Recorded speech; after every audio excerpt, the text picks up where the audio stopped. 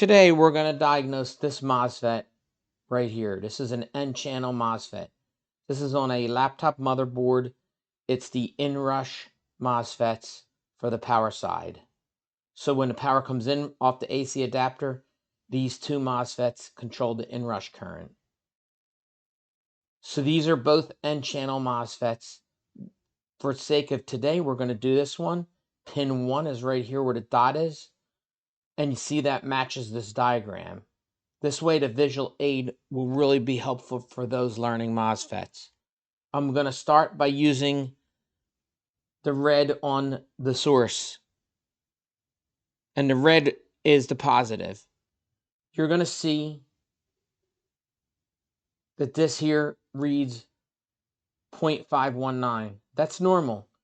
Because if you look, there's a diode there.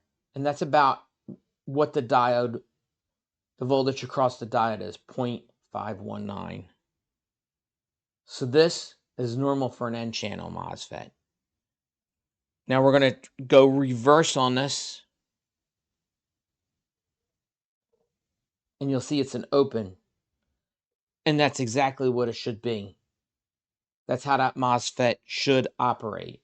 It's an N-channel MOSFET, so the current shouldn't be going in an opposite direction.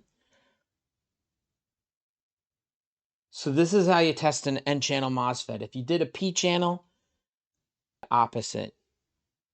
Because basically, that diode would be in an opposite direction.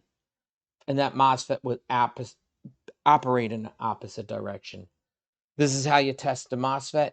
This MOSFET's good. Hope this was very helpful. Thanks for watching.